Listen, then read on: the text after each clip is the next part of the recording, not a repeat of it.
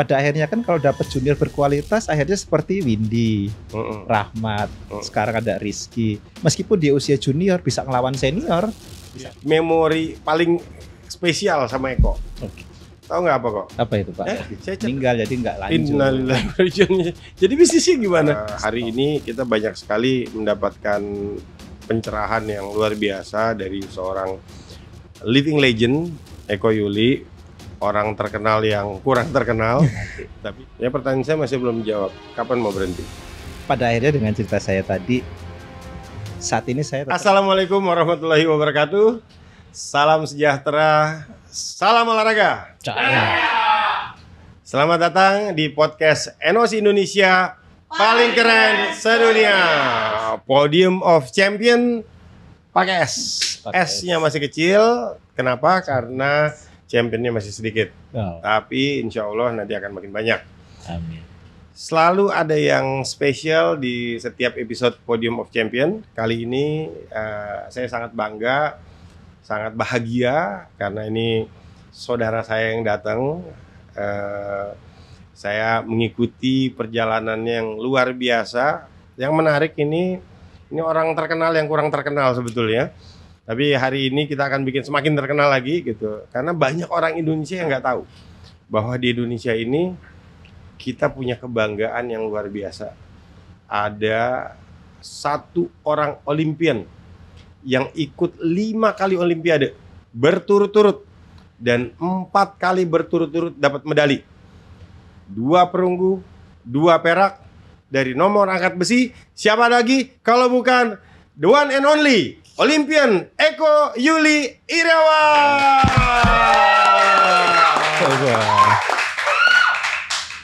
Eko Power. Siap. Tapi kalau ngomongnya Eko Power juga nih kok, ya kan latihan terus, ya kan. Panjo kita. Boleh.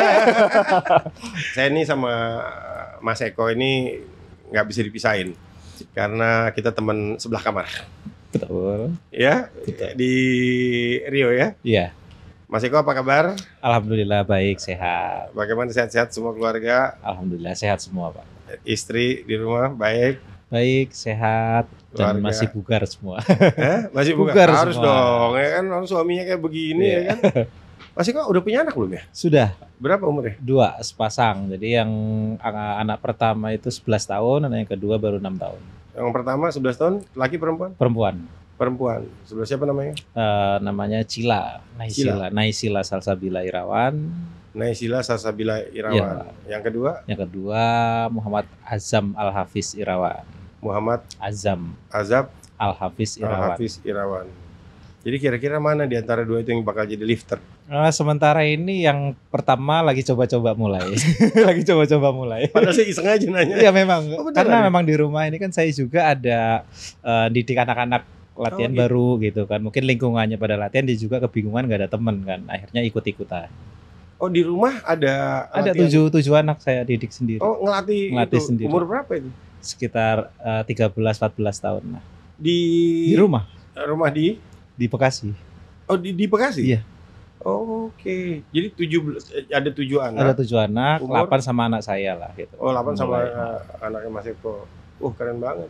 Ya lumayan Pak. Pelan-pelan jadi nanti pas. Tapi Mas Eko ngelatih mereka sendiri? Iya. Enggak sih, maksudnya kalau saya lagi pelatnas di Jakarta mungkin istri yang dampingin untuk Luar melatih. biasa ini.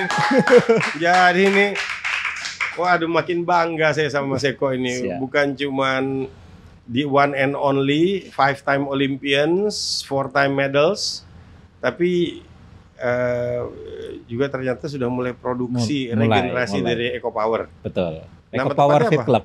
Hah? Eco Power Fit Club. Oh emang namanya tuh Eko Power Fit Club. Yes. Ini, oh gitu. Ya kan? Karena saya selalu kenal kalau Mas Eko ini tagline-nya Eko Power. Eco Power. Kalau mau lihat Instagramnya Mas Eko, Eco Power 61 kalau Instagram. Eko Power 61 kalau Instagramnya. Ayo buruan follow, lihat. Ini Mas Eko, sebelum kita ngobrol lebih jauh, Siap. kok bangkunya Mas Eko kan dingin, ya kan? Oke. Kursinya dingin, jadi kita bikin panas sedikit biar hangat. Boleh. Kita pakein rompi dari Komite Olimpiade Indonesia. Oke, siap.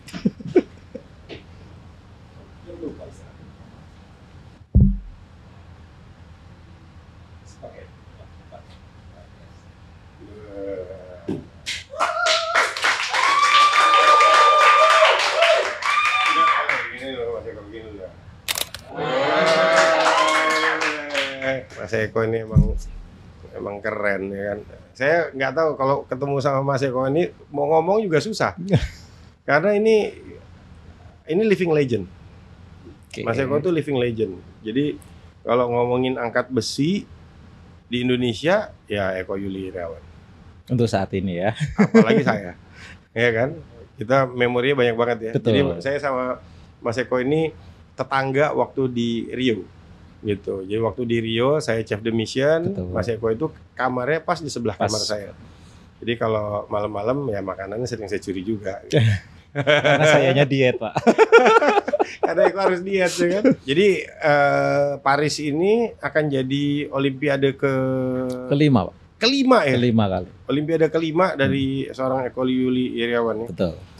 2 Olimpiade pertama itu, yang pertama di Beijing 2008, terus setelah London. Itu di London. 2012 di London. Nah Beijing itu perunggu ya? Perunggu. Baru London perunggu juga. Rio sama saya waktu baru itu perak. Dan kemarin perak lagi. Waduh, perunggu, perak. Insya Allah besok emas. Amin. Amin. Harapannya bisa. Iya, kita semua ngedoain Mas Eko. Bener loh. Kan jenjang gitu, perunggu, perak. Mas. Ya. Minimal Mas Eko sekarang udah. Ya, Mas Eko. Ya kita semua doain Mas Eko yang paling penting sehat dan harus kuat gitu. Karena Olimpiade ini saya ini punya cerita memori paling spesial sama Eko. Oke. Tahu nggak apa kok? Apa itu, Pak? Saya cedera gara-gara kamu. Oh ya. Ingat ya? Coba kamu ceritain, ingat kan di mana itu? Di 2019 di SEA Games Filipina kalau nggak salah. SEA Games Filipina. Gara-gara kamu saya cedera kok. Ya, karena kalau itu nggak kena saya perak kan gitu kan. Hah? Kalau angkatan terakhir itu saya gagal dapat perak kan.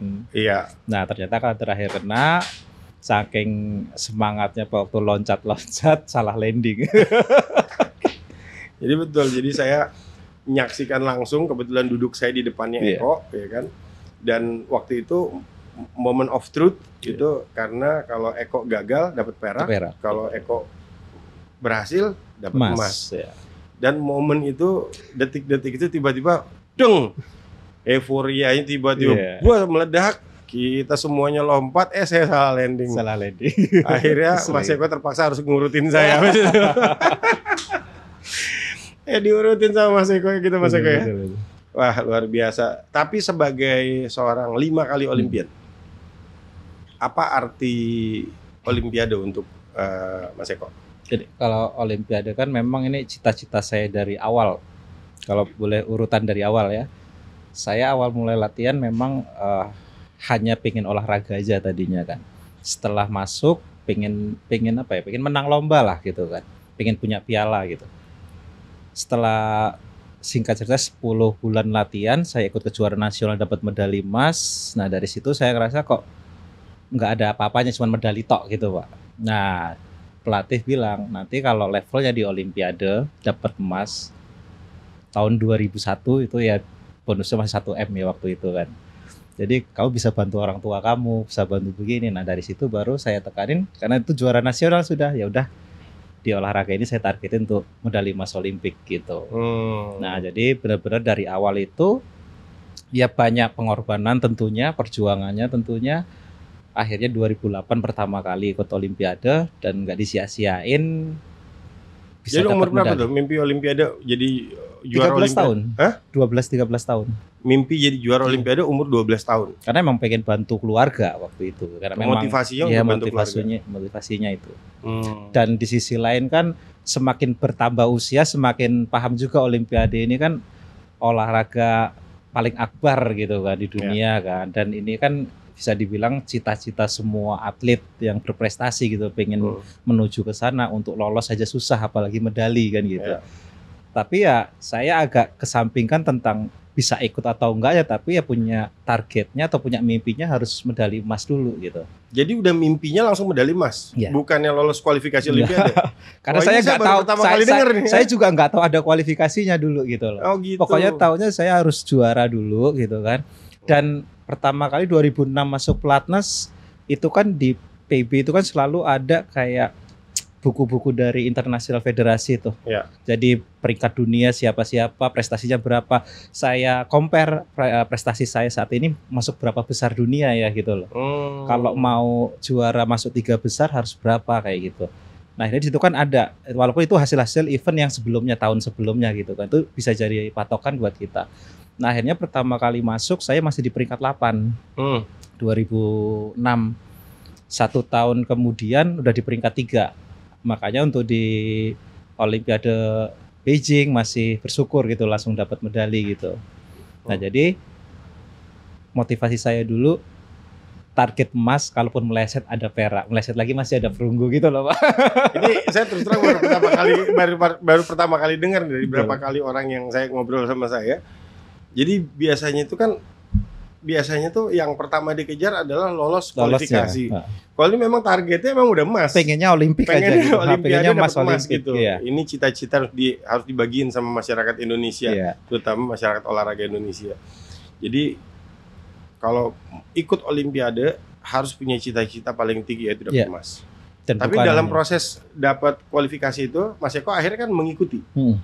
Bahwa proses kualifikasi itu kan nggak gampang. Ya. Ini Olimpiade nih, bukan Asian Games nih, ya kan? Jadi gini Pak, kalau dulu kan kualifikasinya weightlifting ini kan atau angkat besi ini kan kuotanya by tim gitu Pak, tim putra gitu kan, pengumpulan kayak saya masuk 5 besar dunia, itu poinnya mungkin seperti 30 poin, nanti teman yang lain, kelas yang lain masuk 10 besar, itu digabungkan, nanti per negara nih tim putranya dapat by country dapat 3 tiket atau 5 tiket kayak gitu. Nah saya sih tujuannya yang penting di kelas saya bisa masuk 3 besar, 5 besar, 3 besar, 5 besar seperti itu.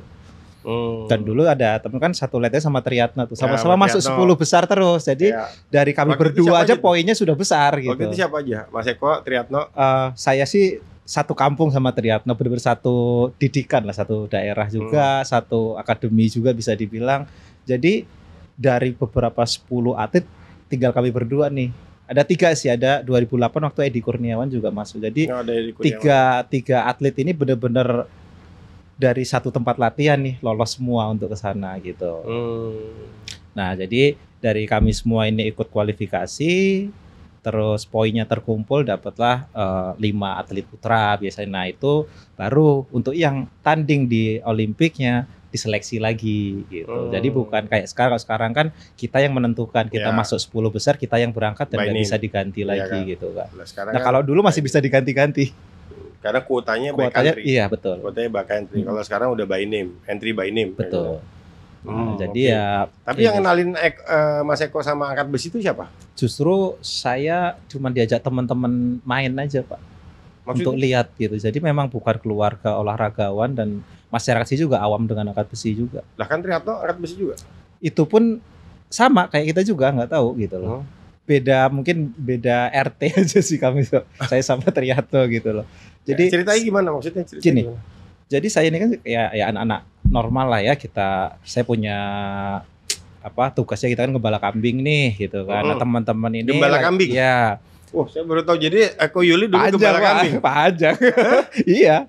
Gembala kambing serius. Jadi di sela-sela itu kita main sama teman-teman, katanya yuk kita nonton orang-orang lagi latihan angkat besi gitu kan. Udah kita masuk ke sana. Mungkin Triatno belum mulai, yang Edi Kurniawan itu sudah duluan di sana. Kita masuk ke sana, namanya anak-anak kan berisik Pak, mondar-mandir. Angkat besi kan butuh konsentrasi penuh kan. Nah, kita diomelin lah, diusir tuh, suruh nonton dari luar. Nah, teman ngasih tahu mau bisa nonton dari dalam enggak gitu kan. Besok pakai celana pendek sama sepatu sekolah. Iya, pas masuk dikiranya mau latihan gitu. By accident nih sebetulnya. Oh ya? Nah, akhirnya ya udah pakai sepatu sekolah celana pendek, dilatih, ya udah daripada duduk-duduk kan, ya udah ikutan cobain. Tapi memang dari jiwa saya sendiri suka olahraga. Tadinya mau coba masuk SSB sebenarnya, sekolah sepak bola. Tapi kan di sana harus bayar SPP lagi.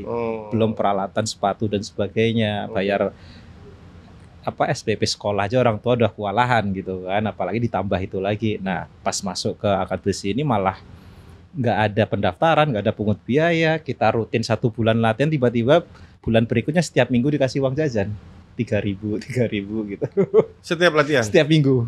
Oh gitu. Ya, jadi ya bisa dibilang 3.000 itu ya buat bantuan beli-beli susu lah buat di rumah gitu atau beli telur Jadi kayak gitu. motivasinya dari awal itu memang Emang pengen pengen menang lomba gitu, apapun itu olahraga apapun tadinya, pengen juara I apapun see. gitu dan ketemunya di angkat besi ini ya udah lanjut. Saya jadi inget ceritanya Elias Pikal nih.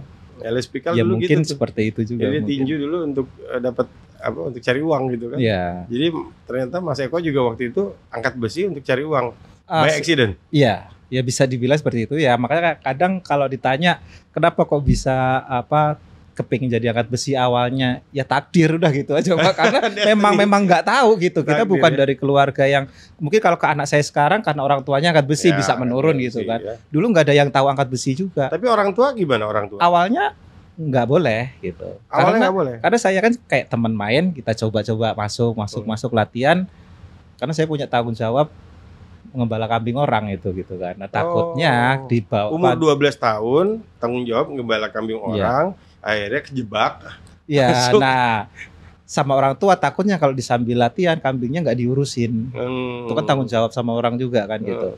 Jadi ya udah kita jelasin ke orang tua, masih belum jelas, masih ya pokoknya jangan sampai dilalaikan. Akhirnya 3 bulan atau 4 bulan latihan pelatih datang. Pak Yon Haryono waktu di Vietnam kemarin beliau jadi pelatihnya Malaysia. Dia angkat besi Malaysia waktu lalu. Nah, beliau datang ke rumah, jelasin lah ke orang tua, bahwasanya anaknya punya potensi, sayang kalau nggak didukung. Nah, orang tua juga ngomong karena punya tanggung jawab ini segala macam. Nah, akhirnya punya komitmen ya udah. Sebelum mulai latihan jam 3 sore, kambing saya ikat dulu di lapangan yang ada rumputnya. Saya tinggal latihan pulang baru bareng-bareng gitu. Jadi kambing tetap kita apa? Jadi kambing tetap digembala. Tetap dijaga, latihan juga jalan gitu. Nah, terus kejurnas pertama itu dapat medali emas, dari situ baru orang tua lebih percaya lagi gitu. Baru lebih mendukung. Dan kapan itu orang tua mau jadi ini? Tahun 2001, Pak. 2001. Jadi setelah berapa tahun? Jadi 2001 awal kan saya mulai masuk, 2001 akhir lah baru mulai ada. Mulai dapat. Jadi akhirnya orang tua ngelihat bahwa Eko Yuli bisa nih jadi. Karena udah dapat medali gitu kan. Oh, jadi dapat medali dulu. Iya, dapat medali dulu baru. dan pelatih juga datang lagi ke rumah nih buktinya seperti Waktu itu siapa tuh yang menentang, ibu atau bapak? Ibu. Ibu ya. Ibu. Karena kan sistemnya kan itu kan gembala kambing, nanti kalau beranak 2 kita bagi satu-satu gitu. Oh, gitu. Kayak gitu sistemnya. Jadi dari awal juga kita udah dikasih tanggung jawab masalah pekerjaan gitu loh. Ya nilai positifnya di sana lah. Nah, Eko berapa bersaudara ya? Saya 3. Anak berapa? Anak pertama. Anak pertama dari 3 bersaudara. Yang kedua? Yang kedua ikut latihan juga, yang ketiga sekolah. Oh, enggak, yang kedua umur berapa? Beda berapa tahun? Beda 5 tahun. Beda 5, laki-laki juga. Iya, laki-laki. Yang ketiga? Yang ketiga kelahiran tahun 2000, 24 tahun lah. Oke. Sekolah. Laki perempuan? Perempuan. Oh, perempuan. Jadi laki perempuan. Tapi Mas Eko anak pertama. Anak pertama. Ya jadi kalau dibilang hampir sama ya, kalau dibilang makna olimpiade pasti yaitu kan ini apa namanya cita-cita semua atlet di event terbesar di dunia kan. Iya. Gitu. Nah, waktu Mas Eko masuk ke situ, kan saya coba membayangkan nih, Mas Eko datang ke tempat orang latihan lagi ngangkat besi. Yang Mas Eko lihat waktu itu siapa? Ya cuma senior-senior yang masih latihan aja kayak gitu Pak. Ingat nggak namanya siapa? Ya itu Mas Edi Kurniawan, itu cuma beda mungkin 5 bulan lah, karena itu kan baru gitu, tempat latihan itu baru. Oh, memang tempat itu latihan itu baru? Iya, jadi saya sering lewat kalau sholat Jumat tuh ke masjid lewat situ terus, tapi kalau siang kok tutup, cuman kayak kosong gitu kan, platform gitu tau kan, jadi nggak tahu ini tempat apa. Berapa gitu. orang yang latihan di situ? Ada 4 orang kalau nggak salah. Oh, jadi nggak banyak sebetulnya? Enggak, masih jadi pancingan gitu, masih kayak dari di Lampung di Metro itu kan karena bikin baru, jadi kayak mantan-mantan atlet yang udah nggak dipakai di Lampung dulunya gitu kan, akhirnya didatengin ke situ. Nah akhirnya buat mancing, kalau di situ ada aktivitas, akhirnya masyarakat situ jadi ikut. Lokasinya waktu itu lokasinya bukan di Bekasi. Betul. Tapi dulu di Lampung, di Metro, Lampung Tengah. Jadi kalau kita ngomong Lampung pasti fokusnya Gajah Lampung di Pringsewu. Iya, Nah ini bukan gitu, di Metronya. Metro. Dan yang bikin itu dulu pembina Kalimantan Selatan. Oke. Yang bikin klubnya di sana, dan namanya? bekerja sama salah satunya sama Pak Lukman pelatih saya, dan gitu. Pak Yon Haryono gitu. Jadi Pak Lukman memang dari awal udah ada di sana. Iya, jadi koordinasi bareng karena beliau mantan atlet Lampung, mungkin pemikiran seperti ini kan di Lampung ini kan besar, nggak mungkin hanya di Pringsewu aja kan gitu. Oke. Nah akhirnya kerjasama sama pengurus ini juga dulu tahun 2000 baru kepilih ketua umum PAPSI juga gitu loh. Jadi bikin di sana, dapatlah kami pembibitannya. Nah tahun 2002 Lampung ngerasa mungkin ya agak kok ada klub daerah lain di Lampung, akhirnya kita dibubarkan di sana. Oh, dibubarin? Iya, akhirnya kita dipindahkan ke Parung Panjang. Parung Panjang itu di mana? Di Bogor, tempatnya Denny. Oh, tempatnya Denny. Oh. Nah, tahun 2002 itu kan ternyata satu SMP sama Denny. Jadi satu kelas itu dibawa ke tempat latihan, kita saring lagi, ketemulah Denny. Oh gitu. Jadi Denny itu cikal bakal dari kita juga gitu. Denny itu Olimpian 3 kali Olimpian juga. Denny itu Olimpian gitu. 3 kali. Jadi ini. Denny itu Olimpian 3 kali. Waktu itu sempat sama saya juga ya. Iya betul. Jadi mulai dari London waktu itu. London, Rio sama Tokyo. Rio sama Tokyo gitu.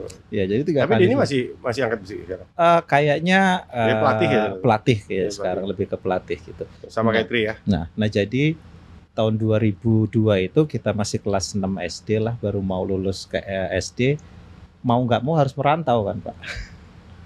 Gitu. Satu paket yang ada di Metro dipindahin semua. Gitu. Saya mau bilang sama anak saya nih, lulus SD berani nggak deh kalau kita ya mau nggak mau seperti itu, kita harus kan gitu. Jadi ya pengorbanannya seperti itu. Dari lulus SD aja kita udah harus ngerantau jauh dari orang tua. Iya. Dan selama di rantauan itu pun kita ya mikir target kita apa datang ke sini gitu loh. Gimana caranya nggak nyusahin orang tua. Hebat. Gitu. Tepuk tangan dong buat Eko. Waduh. So inspiring. Saya lagi mikir-mikir saya lulus SD waktu itu mikir apa ya? Mungkin kalau di media lain saya nggak sedetail ini nyeritainnya gitu, Pak. Nggak sedetail ini gitu. Tapi ini luar biasa, ini really inspiring. Karena Mas Eko bukan hanya living legend. Ini living legend bukan saya ngomong ya, tapi teman-teman dari media sosial itu sudah kasih tagline Eko Power, Eko Yuli, living legend. Siap. Dan ini betul-betul cerita yang inspiring atau memberikan inspirasi yang luar biasa untuk kita semua. Saya juga ini akan jadi cerita yang bagus untuk penerus-penerus bangsa ini gitu. Tapi yang saya penasaran nih Mas Eko, kalau buat saya, salah satu olahraga yang paling gampang itu menurut saya angkat besi. Ya, bagi saya belum selesai Mas Eko ya. Biar saya kasih pandangan saya dulu. Oke, boleh. Menurut saya olahraga yang paling gampang itu angkat besi. Kenapa? Karena besinya ini nggak berubah. Betul. Ya kan? Ini besi ini berapa nih? Ini mungkin 7 kilo, 10 kilo, ya kan? Diangkat sekarang, diangkat besok tetap 10 kilo, ya kan? Besi 10 kilo sama kapas 10 kilo, mana lebih berat? Sama. Orang banyak kejebak tuh, ya kan? Sama, ya kan? Sama-sama 10 kilo, betul nggak, ya kan? Nah, tapi ternyata Mas Eko itu betul-betul membuka wawasan saya waktu di Rio. Betul. Saya menyaksikan sendiri bagaimana seorang Eko Yuli itu pada saat latihan itu bisa ngangkat pada saat latihan beberapa jam sebelum pertandingan gitu ya. Hari mungkin Pak. Ya berapa hari sebelum pertandingan itu bisa ngangkat sesuatu yang berat gitu. Tapi begitu pertandingan agak menurun. Menurunnya agak nggak sama dengan angkatan yang sebelumnya gitu. Dan saya sampaikan sama orang-orang bahwa ternyata saya salah. Ini bukan olahraga fisik saja, tapi lebih banyak ke olahraga mental. Dan mungkin Mas Eko bisa cerita tuh soal itu. Ya, mungkin bisa dibilang itu agak sedikit kayak kebawa suasana, jadi agak salah strategi jadinya Pak. Jadi harusnya itu kan dimunculin saat bertanding gitu kan. Karena kita masih ada 5 hari atau kalau nggak salah 5 atau 4 hari sebelum bertanding itu di latihan kok ngerasa nyaman nih, enak nih kondisinya. Jadi terus tanpa sadar kita naik sampai menuju ke maksimal gitu loh. Nah pada akhirnya udah dikeluarin duluan peak performance-nya gitu loh. Akhirnya pas Oke. pertandingan agak sedikit menurun. Nah, mungkin agak sedikit bawa suasana akhirnya salah. Oh, pada saat itu berarti Ya, salah waktu salah itu. untuk mengeluarkan itunya apa namanya? Peak performance-nya lah gitu loh, bisa Oke. dibilang seperti itu. Tapi kalau memang dibilang psikologis sama apa mental sangat-sangat Saya ngerasain banget tuh. gitu, Saya banget. ngerasain banget. Saya waktu itu sama Pak Rosan waktu Betul. di Rio, Mm. sebelahan sama saya, kalau nggak salah ada satu lagi saya lupa siapa itu. Saya bilang gimana ya jadi atlet? Kita aja yang nonton, kita yang Ya. nonton di sana, ambience itu begitu menekan, terus suasana kebatinan kita itu seperti dikocok-kocok gitu, yang betul-betul luar biasa. Dan pasti Mas Eko tuh ngerasain lebih berkali-kali lipat dari kita semua ya. Ya, kalau masalah waktu bertanding itu mungkin kalau kita persiapannya matang sesuai harapan gitu, seperti tekniknya atau gerakannya kita udah nyaman, kayaknya nggak terlalu kepikiran banget Pak ya, karena kita tinggal jalan ngulangin apa yang ada di latihan gitu kan. Karena kita kan dilatih juga tuh cara konsentrasinya, fokusnya, mesti betul. kemana gitu kan, itu sudah gitu kan. Nah, yang jadi permasalahan kalau dalam persiapan kan ada lagi posisi cedera, angkatan belum pulih, Iya. lawannya berat gitu Iya. kan. Jadi agak mengganggu psikis kan di situ Pak gitu loh. Nah, ini mungkin pertanyaan saya yang selanjutnya. Bagaimana sih sebetulnya kiat-kiatnya Mas Eko ini untuk teman-teman yang lain juga, terutama para atlet, apalagi yang baru ikut Olimpiade. Kemarin saya ngobrol sama Rifda juga, gimnastik pertama yang dari Indonesia gitu. Gimana sih sebetulnya triknya supaya bisa mengalahkan nervous? Karena Olimpiade nih. Nah. Ini yang paling tinggi nih, Olimpiade nih. Gimana caranya sebetulnya? Mas Eko kan udah 5 kali Olimpiade. Betul. Gimana caranya? Jadi setiap kali bertanding, mungkin saya punya metode sendiri gitu kan. Ya. Jadi saya ya mohon maaf saat lagi bertanding saya nggak terlalu peduli siapa yang nonton. Okay. gitu. Tapi untuk penyemangat iya. Tapi saat kita fokus konsentrasi ngangkat itu kita pisahkan itu gitu loh. Oke. Jadi kita cari titik fokusnya di mana kita konsentrasi. Ini khusus angkat besi ya Pak ya. Konsentrasi fokusnya, titik fokusnya kita lihat di sana. Pikiran kita itu jalanin gerakan-gerakan teknik step by step itu harus kita jalanin.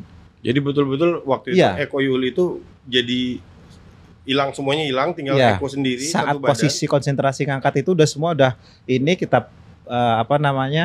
kita silenin semua, yang kita fokusin apa suara pelatih yang kita cari.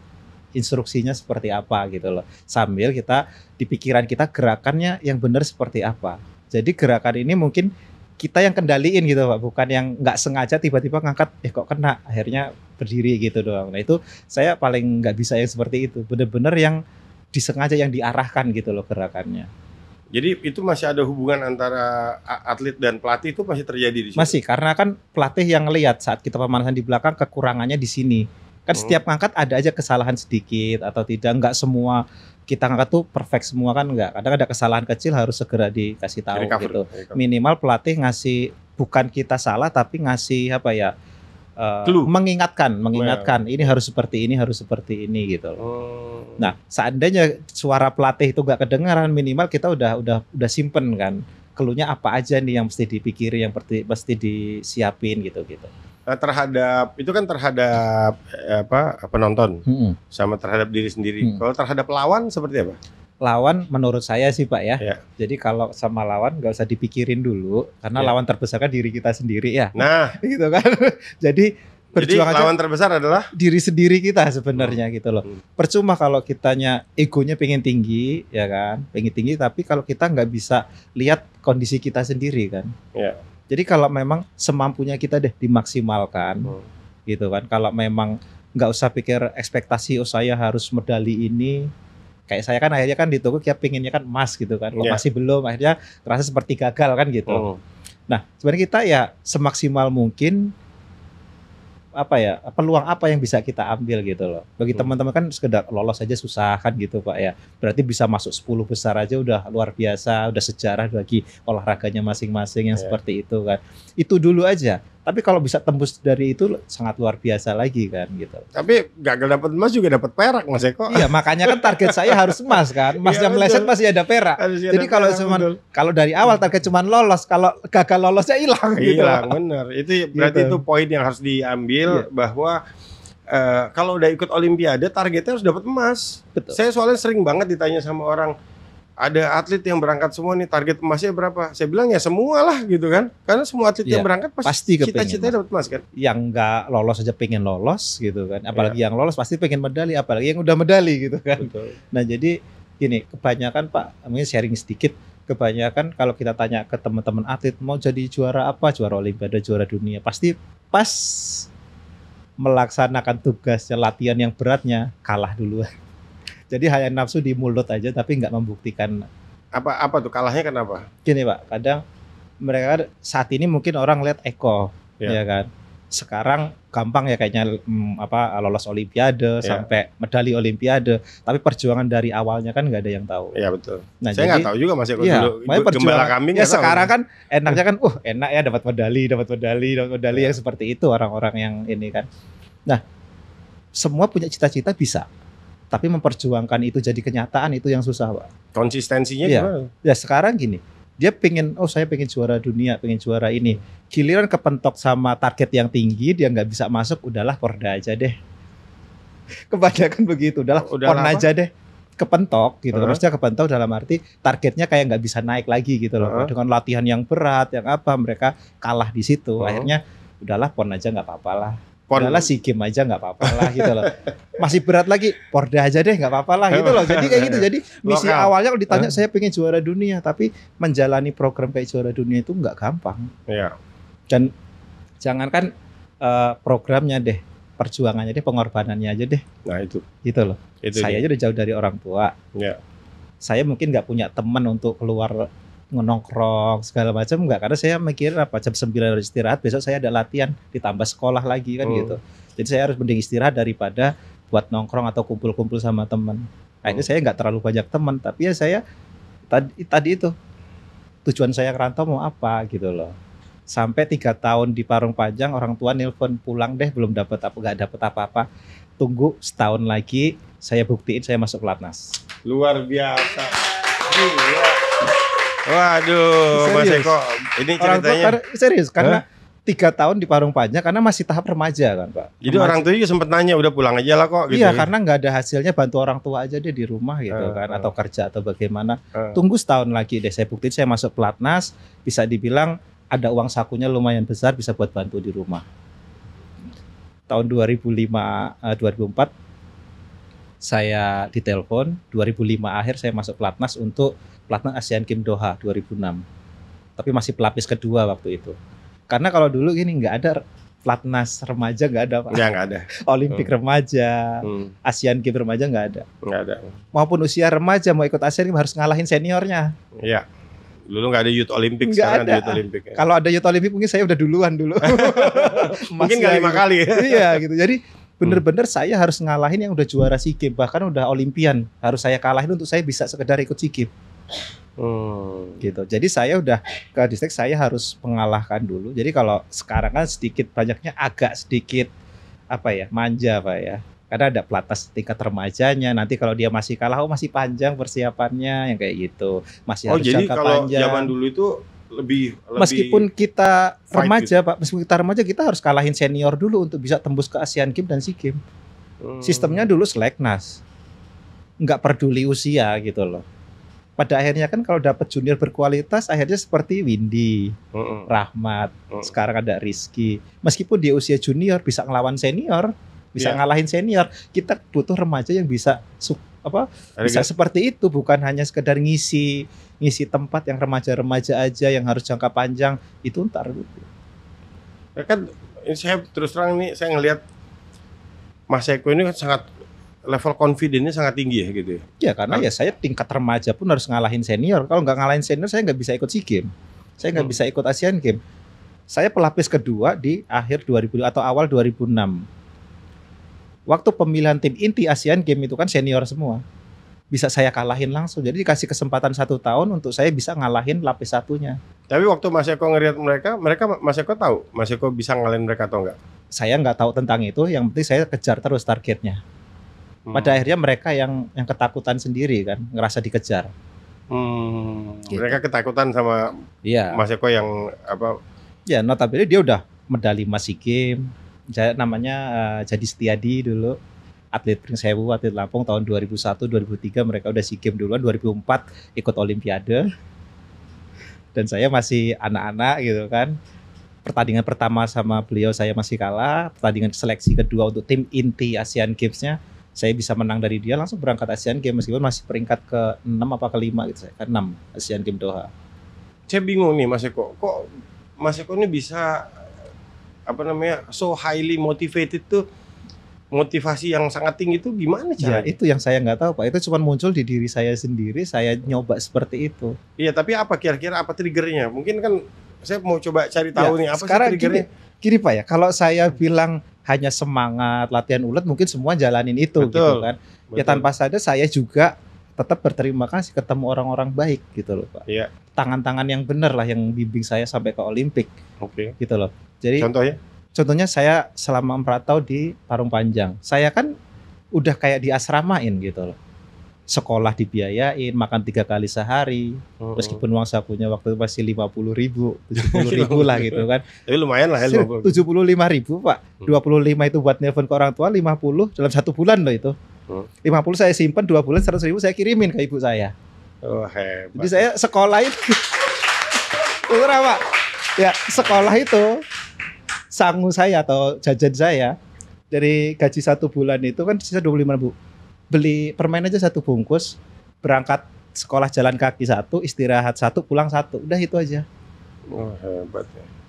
Jadi kan pagi sebelum sekolah udah ada sarapan, mau nyari apa lagi? Pulang sekolah makan siang udah disiapin makan, meskipun ya seadanya tapi bisa makan 3 kali sehari udah cukup.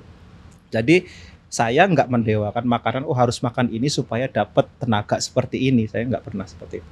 Sekedar bisa makan aja udah syukur, udah saya bikin itu jadi tenaga. Ya intinya kan psikologis dan sugesti kita yang bikin kita ke situ. Jadi Mas Eko ini udah nggak perlu psikolog lagi karena dia menpsikologi dirinya sendiri sebetulnya ya kan? Nah, saya penasaran apa yang bikin Mas Eko ini seperti ini gitu. Motivasi apa? Apa tadi Ya itu. karena orang tuanya suruh pulang, pembuktian terhadap orang tua. Yang satu pasti pembuktian karena dari Iya. awal saya udah ngucap pengen medali emas Olimpiade. Sudah Ya dari situ nawa ya, itu. ya iya kalau udah niat Nama malu biniat. harus kita kejar kan, nggak Hmm. hanya sekedar niat saya begini kiran ketemu susahnya mundur, saya nggak mau kayak gitu. Tapi ngejarnya itu, tapi ya di sisi lain saya ya itu tadi di Parung Panjang saya dibiayain orang, dikasih makan, dikasih sekolah, Jadi nggak rasa tanggung sampai jawab. masuk ke pelatnas, iyalah kita dikasih uang saku, itu kan tanggung jawab kita juga untuk di sisi lain ya karena kita punya target itu, akhirnya ya mau kapan lagi kan, nah akhirnya kayak ya tadi nongkrong, hindari, fokus istirahatnya buat besoknya lagi. Yang kayak Tapi Mas gitu. Eko pernah nggak dapat kayak masa lagi down, lagi Pasti, capek, Pasti Pak. terus udah gitu mungkin kapan sih titik terendah dari Eko Yuli itu? Karena saya berapa kali saya diskusi sama atlet, rata-rata saya mendapetin yang atlet-atlet yang kelas dunia itu ceritanya sama. Saya kemarin diskusi sama Rio Waida, dia marah sama dirinya sendiri. Dia bilang saya juga bingung, waktu saya kebuang, ini saya kebuang, saya betul-betul ngelihat orang senang-senang semua, kalau saya nggak bisa. Nah, itu Terus yang kenapa susah. kamu mau terus? Ya, Betul. karena saya belum menang katanya Ya, gitu. itu Sama yang di situ. susah Pak. Ya itu yang susah memang. Ya kita harus rela mengorbankan kan Pak ya. Pilih salah satu tujuan kita kemana.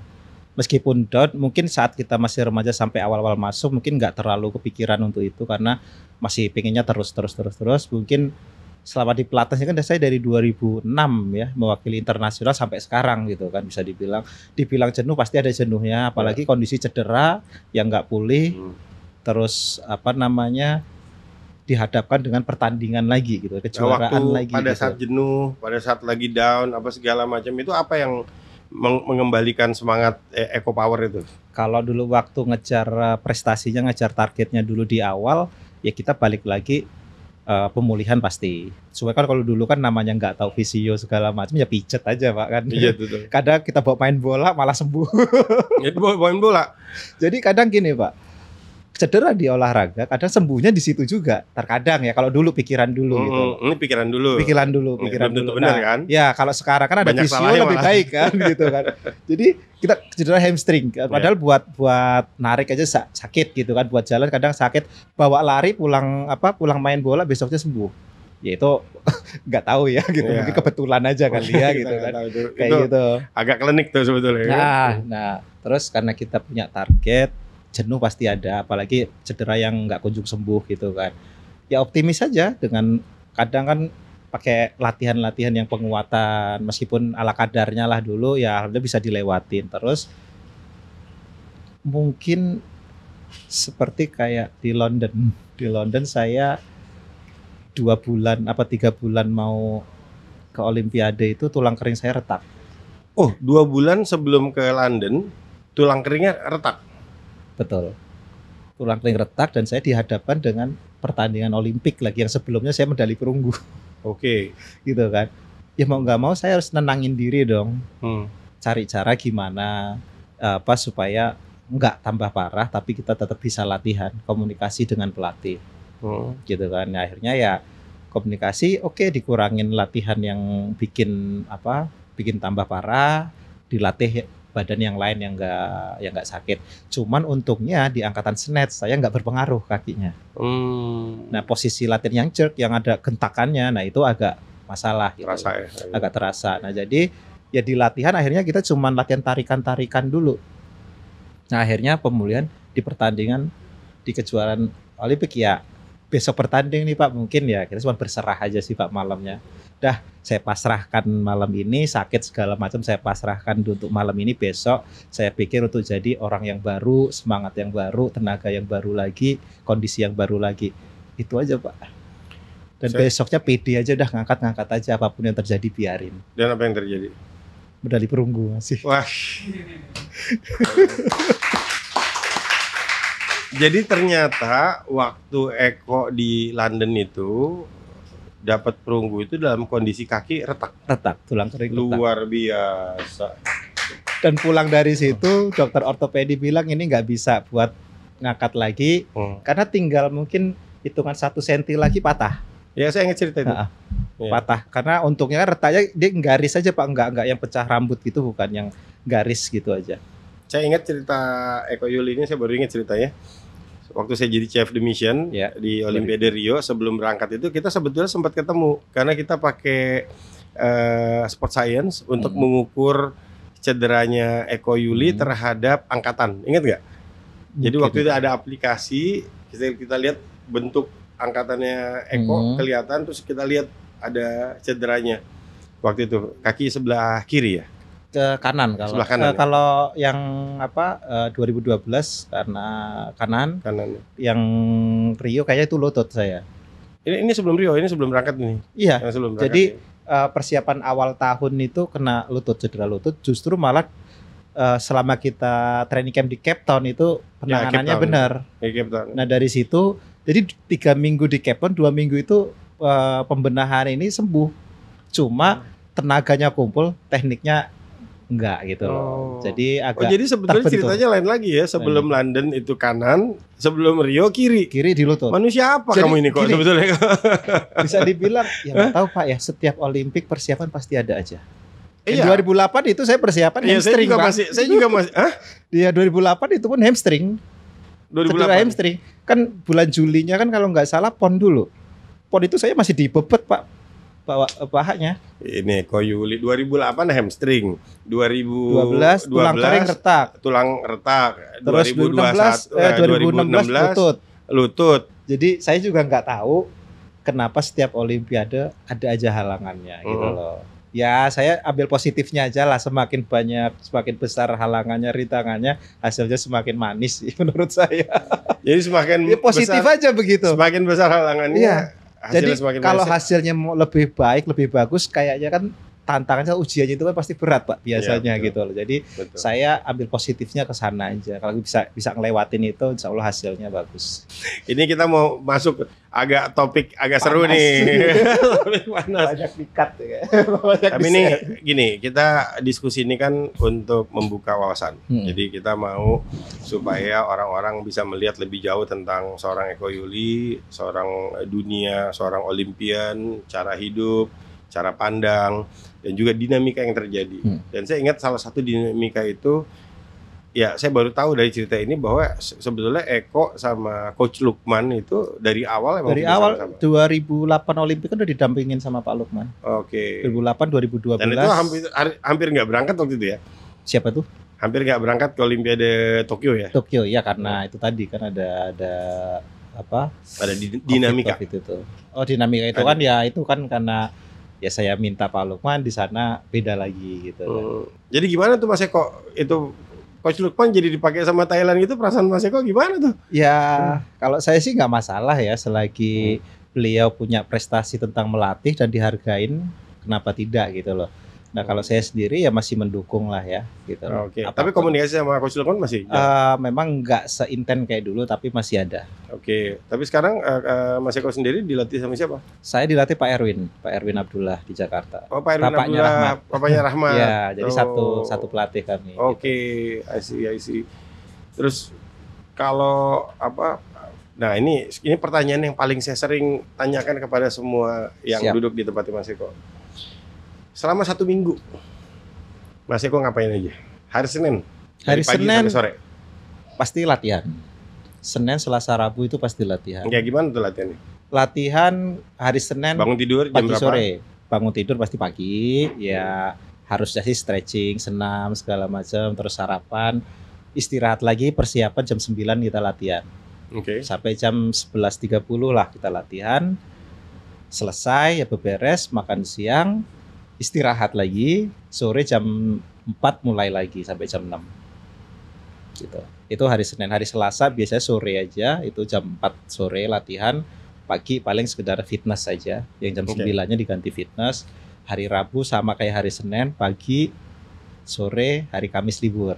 Oh, Kamis libur. Libur. Oke. Hari Minggu juga libur. Hari Sabtu itu latihan pagi supaya sorenya kan biasalah. Sabtu malam Minggu bisa buat apa namanya refreshing lah gitu.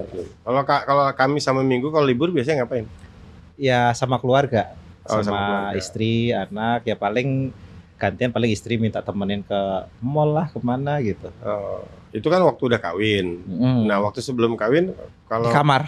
Hah? Di kamar aja. Paling kalaupun ada keperluan, ada yang dibeli baru keluar. oh, Makanya saya tipe atlet yang nggak terlalu kepingin apa ya, nongkrong yang begitu nggak. Kalau emang bisa buat istirahat ya udah tiduran aja di kamar. jadi bisa buat jadi istirahat. memang apa prioritasnya adalah istirahat. Karena memang ya itu tadi Pak. Karena memang tujuan saya di pelatnas ini apa, mau kemana gitu loh. Itu aja yang dicari. Ya masalah saya dibilang mungkin apa namanya nggak gaul, nggak apa, ya itu masa bodoh gitu loh. Karena saya punya tujuan sendiri. Pada akhirnya ya kita tahu bisa 4 kali Olimpiade bertahan sampai Iya, yang kelima betul. lagi Yang sekarang. kelima gitu kan. sekarang. Lah ya maksudnya hal-hal yang kayak gitu kan anak-anak muda sekarang paling nggak bisa kan Pak. Susah. Dan bersyukurnya dulu, Ini anak muda zaman dulu juga susah. ya maksudnya ya kan perjuangannya berbeda kan Pak. Iya, Dan betul. untungnya dulu nggak kayak sekarang. Mungkin dulu HP Sedikit nggak waktu. smartphone-nya kayak sekarang gitu kan. Nggak punya HP ya udah diem gitu. Kalau sekarang kan udah HP di mana-mana, mereka bisa buka terus-terusan. Oke. Ya kita kan nggak ada, ya udah buat istirahat, paling nonton TV sudah. Lah terus kalau gitu ketemu istri di mana? Di pelatnas. Oh, istri Angkat besi juga, makanya Oke. pas saya di pelatnas, Heeh. istri gantiin latih di rumah karena sama-sama angkat besi kan. Ah. 2011 kan di Palembang perunggu. Istri. Si Kim. Wah, luar biasa. Gitu. Ini emang pasangan lifter. Gitu. Jadi emang ini namanya betul-betul apa perkawinan genetik yang akan menghasilkan lifter terbaik lagi nanti insya Allah. Amin. Amin. Ya kan? Ya, Ini Ananda Cila ini Cila. insya Allah akan jadi lifter terbaik Indonesia lagi ke depan nih. amin, mudah-mudahan. Ini kan masih Iya. coba-coba nih, baru jalan setengah tahun. Ya masih anak 12 tahun lah ya. Ya, Masih lumayan pelan-pelan lah. ya, gitu, pelan. Ya sekedar sekarang baru clean and jerknya baru 40.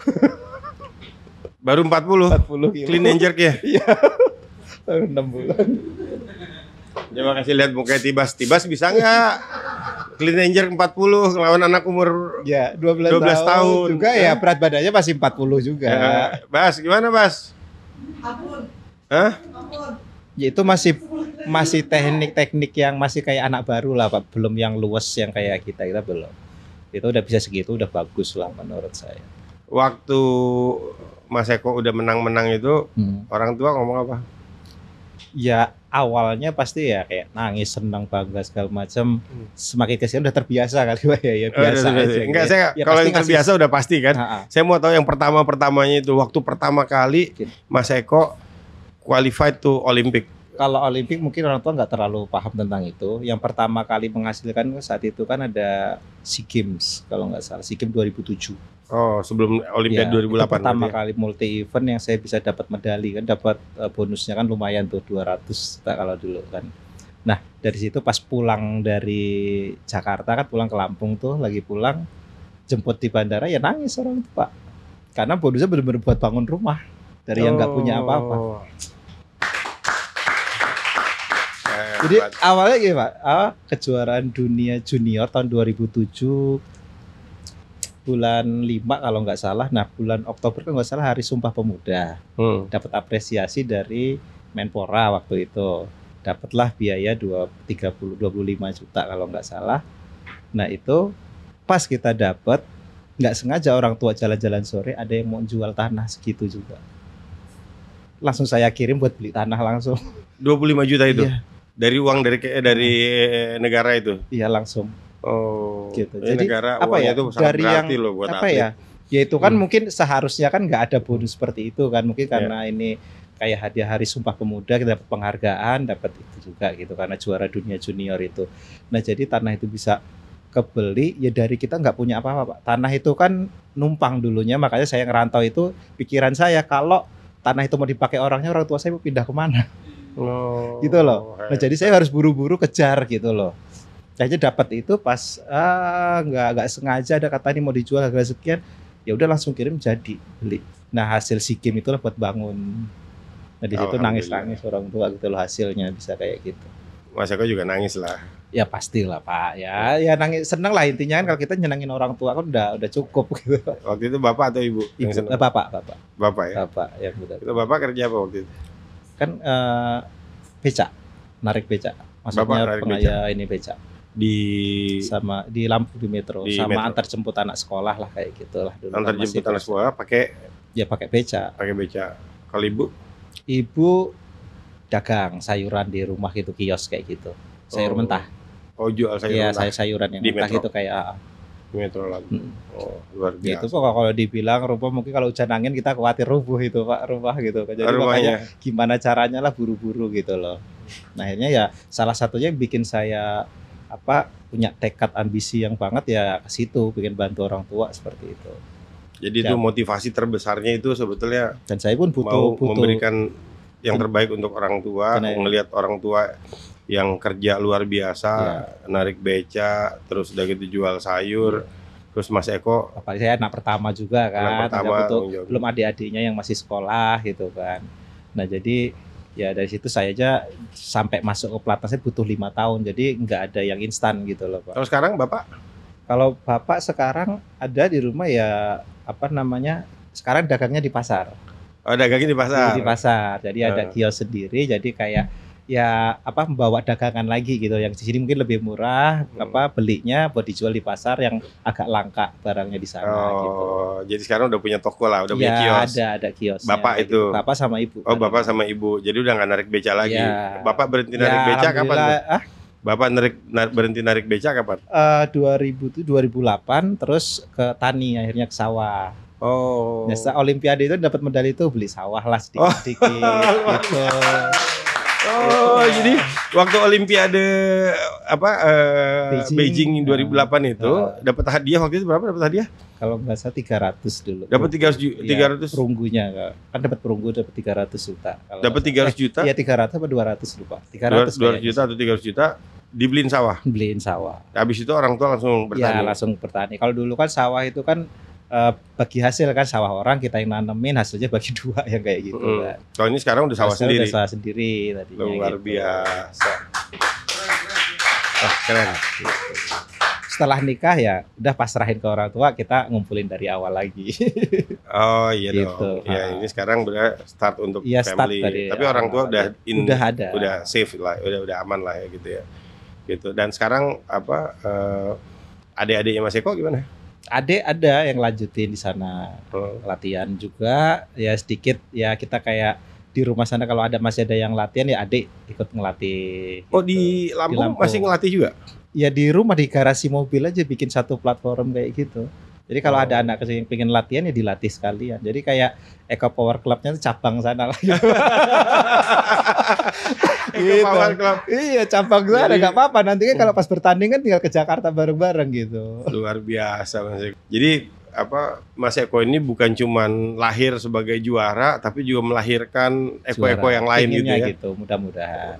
Saya dengar katanya Mas Eko juga bisnis juga, katanya bisnis sepatu gitu, betul? Ya, kalau dulu kan pengen bikin sepatu angkat besi ya, sepatu untuk latihan angkat besi Harus karena angkat besi. kejadian kayak kami dulu waktu kecil kan Hmm. pakai sepatu cat, sepatu sekolah kan. Karena sepatu olahraga angkat besi ini kan lumayan gitu Oh, kan. bagus dong. Nah, akhirnya kita bikin yang harga lebih terjangkau ya Oke. untuk pemula biar nggak pakai sepatu cat lah gitu kan, biar setara kayak sepatu angkat besi meskipun ya levelnya di bawah gitu kan.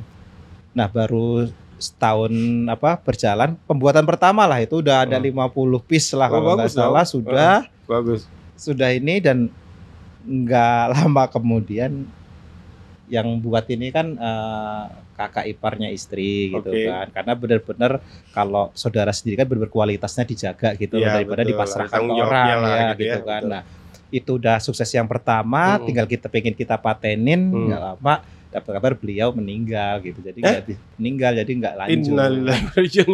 Jadi bisnisnya gimana? Stop, nggak lanjut. Jadi kita Waduh, nggak bisa untuk sayang. menyerahkan kayak bisnis yang biaya terus dipasrahkan ke orang, saya juga nggak berani kan, takutnya nggak maksimal hasilnya gitu. Jadi daripada seperti itu akhirnya sekarang bikin tempat latihan sendiri Sekarang bikin tempat buat latihan. anak-anak ini Oh, nanti. jadi ini bagian dari usaha juga sebetulnya. Ya, kalau Eco saya Power kayak itu. pengen bawa atlet-atlet ini atau anak-anak ini seperti perjalanan saya dulu gitu loh. Tapi saya karena- juga tahu loh Mas Eko punya bisnis yang lain. Apa itu? Saya berapa kali ketemu Mas Eko sama orang lain lagi angkat-angkat Oh. besi. Nah itu kan kita jadi pelatih. Oh, gitu. jadi pelatih. Di waktu luang gitu kan. Jadi pelatih. waktu luang ngelatih jadi- orang lagi. Ya jadi kan ada Banyak loh orang yang mau dilatih sama Iya. Mas Eko. Ada nggak yang mau dilatih sama Eco Power? Iya. Hah?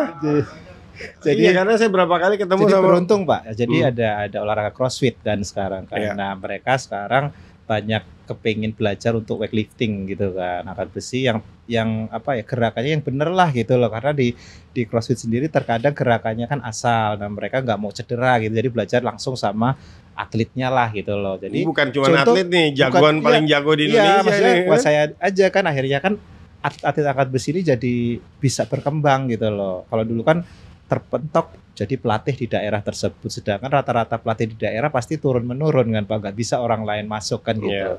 Jadi ya ini salah satunya kita buka klub ya seperti itu, jadi kita jadi punya klub sendiri, jadi pelatihnya langsung gitu kan. Dan adanya teman-teman CrossFit ini jadi lebih dikenal lah, angkat besi jadi lebih populer lah, sedikit populer dibanding yang dulu. Ya, Jadi makin hari angkat besi ini makin terkenal karena Iya.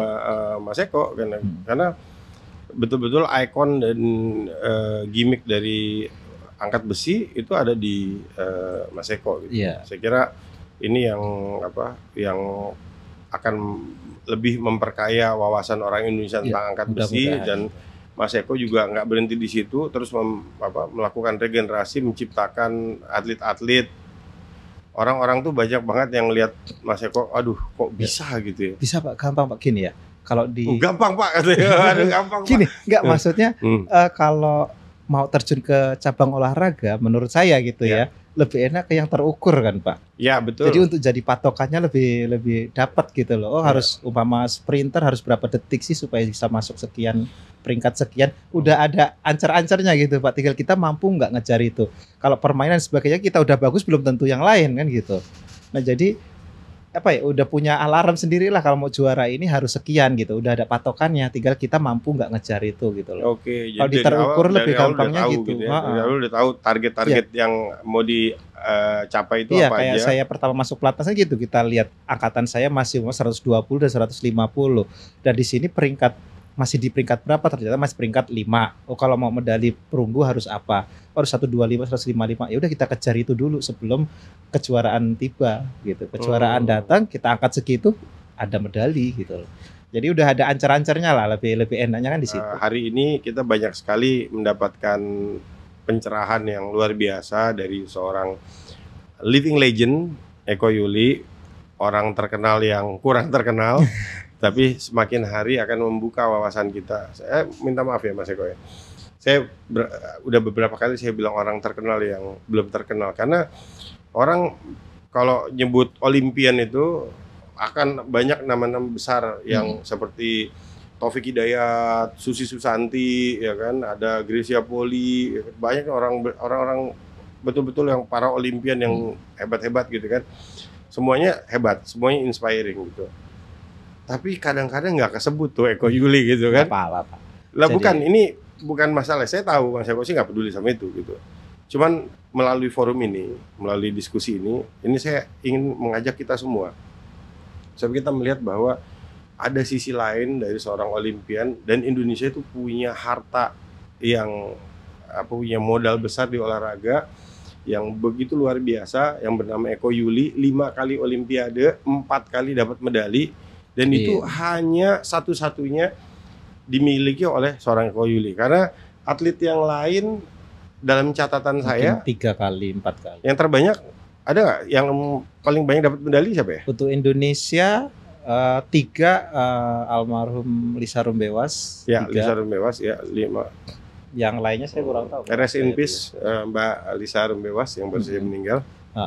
Menurut saya sih untuk diangkat besi itu 3. Kalau yang lainnya masih 2 deh kayaknya. Ya. Kalau Mas Eko kan 4. Ya kalau saya baru 4 di Indonesia. Kalau ini bisa. Enosi Indonesia paling keren sedunia. Aduh. Mas Eko mau bilang terima kasih untuk siapa hari ini?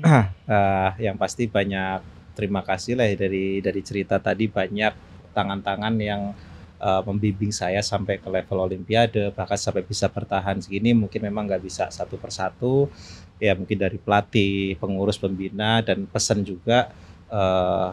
Saya cerita ini tadi bukan hanya sekedar mengutamakan latihan yang ulet dan disiplin dan punya mimpi yang tinggi, tidak, tapi disertai juga pembinaan yang benar juga, pelatih program yang bagus juga gitu loh. Jadi terkadang Pak di Indonesia ini mau dibina harus nunjukin prestasinya dulu, sedangkan prestasi butuh dibina kan, kita terbalik-balik gitu, Pak. Gitu ya. Nah, jadi saya bersyukur ketemu kayak yang pengurus, pembina atau pelatih dan saya sama-sama satu misi gitu loh, pengen tembus ke Olimpiade. Nah, di situ saya bersyukur gitu bisa tembus sampai sekarang, dan tentunya di tingkat pusat saya dibantu sama Pak Ukto juga, sama dari 2016 seperti apa, ya, 2021 apa lagi gitu kan, dibilang mungkin banyak drama dan sebagainya, dan akhirnya tetap bisa memberikan prestasi terbaik. Dan Pak Ukto juga selaku ketua NOC juga merangkul kami bukan sebagai ketum, tapi sebagai kakak dan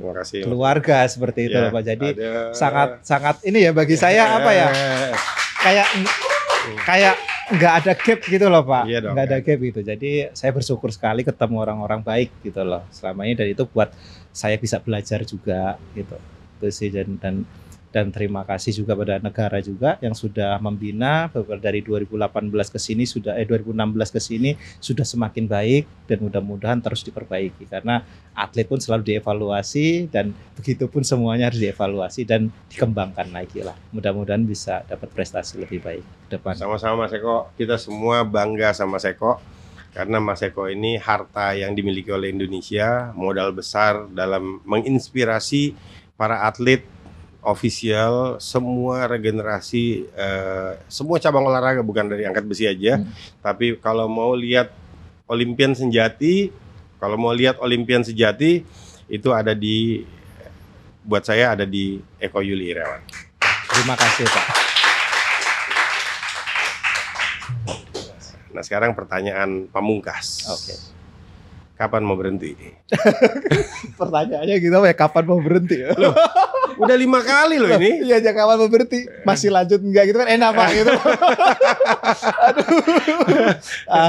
Apa ya? Gini Pak, karena kondisi saya saat ini kan masih pemulihan cedera lutut.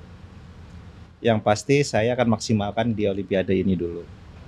Hasilnya setelah bertanding seperti apa, kalau memang ini malah lebih baik, lututnya lebih baik, dan satu lagi kalau ada kelas 67 kemungkinan saya jalan lagi.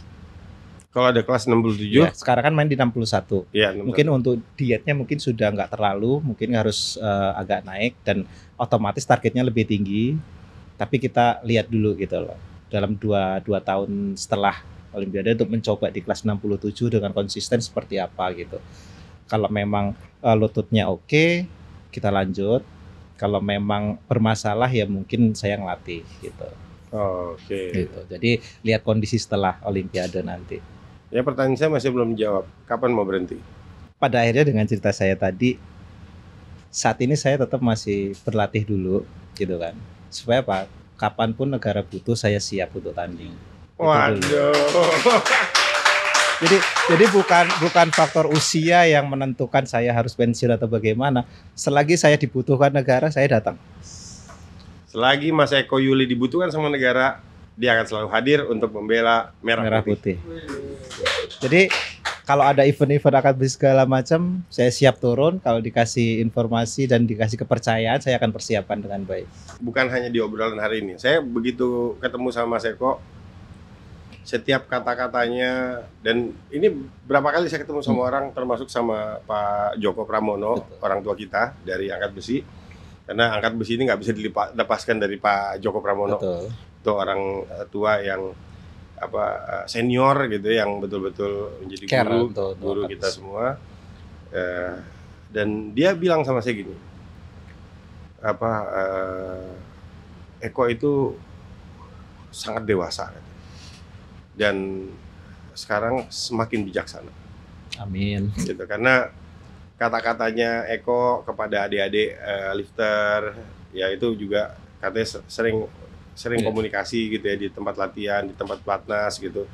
Ketika mereka lagi, karena memang kadang kalau lihat atlet gerakannya agak salah, gatel gitu Pak, mau nggak mau langsung respon ngajarin gitu. Gitu, ngasih tahu, cuman terkadang saya juga tahan-tahan karena mereka punya pelatihnya masing-masing, takutnya melangkahi yang seperti itu. Tapi yang saya maksud bukan itu, yang saya maksud katanya ketika ada orang yang galau, yang katanya banyak curhat ke Mas Eko katanya, betul nggak? Ya mungkin ya itu Pak, yang kayak Bapak tadi, yang setiap latihan sekian lama kan ada jenuhnya apa segala macam, dan mungkin mereka sharing lah gitu. Ya kita kasih tahu lah Mas Eko ini tempat curhat. Katanya makanya dibilang bijaksana kan tempat curhat, betul gitu. Ya enggak banget lah ya, cuman ya kalau tentang angkat besi lah pasti mereka diskusi, atau ada kesusahan tentang gerakan, nanti di luar latihan mereka akan menanyakan gitu, apa sih solusinya gimana kayak gitu.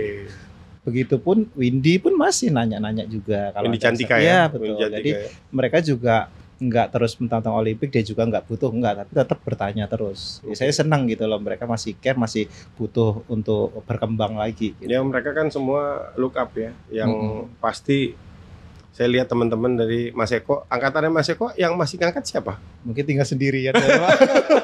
Karena angkatan saya ternyata udah jadi pelatih sekarang. Iya makanya sebetulnya pertanyaan pancingan aja gitu. Saya ngeliatnya gimana kita nggak bingung semuanya pensiun kecuali Mas Eko aja. Saya nggak tahu Pak, maksudnya saya berjalan aja, ngikutin selagi saya mampu. Saya nggak mau mikirin usia saya udah segini, nggak. Iya. Tapi kalau emang saya masih mampu untuk masuk 3 besar dunia, kenapa harus selesai gitu loh. Kalau masih mampu masuk 3 besar dunia, kenapa enggak? Ya. Gitu. Itu baru Eko Yuli. Eko Power. Sahabat Enosi, itu tadi obrolan yang luar biasa, nggak terasa udah berapa jam gitu nih? Panjang juga, lumayan, ya kan? 1 jam lebih. Ini setiap kalimat yang disampaikan itu memberikan inspirasi yang luar biasa. Cerita-cerita tadi yang banyak yang nggak banyak tahu, saya baru tahu loh. Itu tentang gembala sapi itu, gembala kambing itu, gitu. The one and only living legend, 5-time Olympian dari Indonesia, Eko Yuli Iriawan. Tepuk tangan. Mas Eko, sebelum di ujung nih sebetulnya, saya ada pertanyaan. Ini pertanyaan serius loh ini. Apa itu, Pak? Berapa kambing dulu yang digembala? Awalnya kita punya sepasang gitu kan, dapat sepasang sampai saya ngerantau ke Parung Panjang itu sampai punya 7 atau 8, sorry 8. 8 kambing nih gembala. Nah. Jadi setelah angkat besi sisa berapa sebetulnya? Itu karena dipasrahkan ke adik, saya nggak tahu lagi setelah itu. Pasti pada nggak siap sama pertanyaan itu kan? Jadi pasrahkan ke adik kan. Jadi ya nggak tahu Pak. Kalau kambing kalau yang Bapak tahu mungkin menggembala itu diliarin kita ini kan. Ternyata kalau di kita itu ada talinya semua Pak. Oh, dipegangin semua. 4 kanan 4 kiri nih Pak.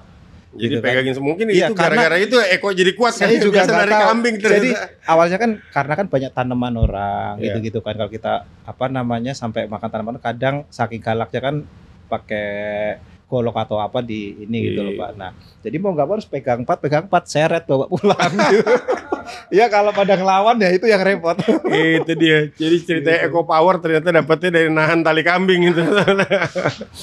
Ini semua sangat memotivasi rekan-rekan kita mendapatkan sebuah pengalaman hidup yang luar biasa dari seorang Eko Yuli Iriawan, dan ternyata itu bisa disaksikan juga di film pendek ya di YouTube Ada. ya. Di YouTube ada Eko Yuli Irawan the Movie. Eko Yuli Irawan the Movie Jadi di YouTube. itu film pendek sih Pak. Jadi yang Oke. kita cerita tadi dari awal bagaimana itu sedikit banyaknya ada diceritain di situ lah gitu. Kita tulis dong linknya nih.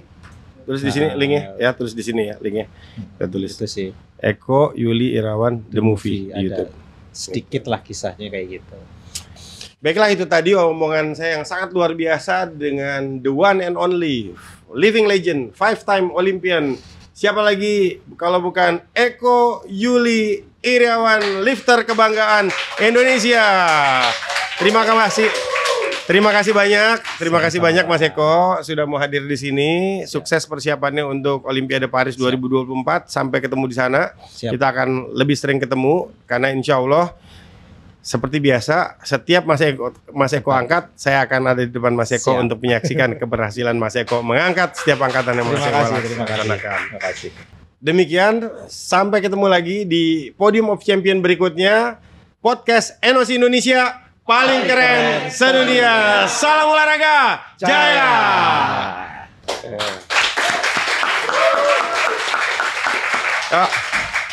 Ya.